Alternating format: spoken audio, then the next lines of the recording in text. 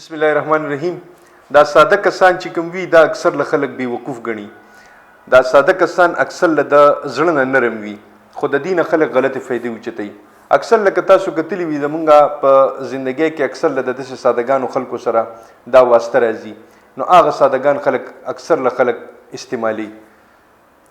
دی د زړه نه اکثر له صفا وي او د دوی په زړه کې څه خیرې نه وي. دا د الله پاک داسې انمول بندگان دي ته دې قدر کول پکار دي. هغې وجه دا ده چې د دوی په زړه کې چاته هم خیرې نه وي، د دوی په زړه کې بغض نه وي، د دوی په زړه کې کینه نه وي. دوی چا سره داسې څه د فساد سوچ نه کوي چې یاره دوی سره زه داسې وکړم یا داسې وکړم یا داسې وکړم. زمونږ اوس خلک چې کوم دي دا ډېر پریکټیکل دي، دا ډېر پریکټیکل لایف والا کسان دي. خاص کر زه د دې خپل د ښاریو د خلکو خبره کوم. د دې چې درته ضرورت شي نو دوی به درته اواز کوي، او سادهګان خلک د نرم زړه والا خلک دا به در باندې هر وخت اواز کوي.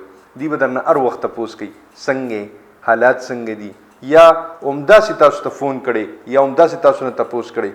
دا اکثر له زمونږ د غریزو علاقو طرف ته پاتې دي یا په کلو کې پاتې دي. یعنې نور زیاتتر خلک چې کوم دي پریکټیکل شوي دي، پروفیشنل دي، چې کله ضرورت راشي علي در باندې اواز کوي، چې کله ضرورت راشي علي دی یادوي، چې کله ضرورت راشي علي درته واتساپ باندې میسج کوي، همداسې میسج کوي، فون کوي. او دا نور کسان چې ما تاسو ته کوم عرض وکړو دا نرم زړه والا کسان چې کوم وي دا اکثر له انسان یادوي. دي هسې به څه یاد کړي وایي یاد شوي وي. د دې خلکو قدر کول پکار دي، دا انمول دي. دا په دې وخت کې زمونږ اوس په دې زندګۍ کې دا مونږ ته داسې ښکاري چې یاره دا سادهګان دي او دا د سادهګۍ نه غلطه فایده اوچتول پکار دي. خو نه، دا سادهګانو کسانو اکثر له رابطې د الله سره ډاریک وي. نو هسې نه چې دوی په دې رابطو کې د خیرو الفاظ زموږ دپاره استعمال شي. خوشحاله او بریالي اوسئ. د لوی الله په امان.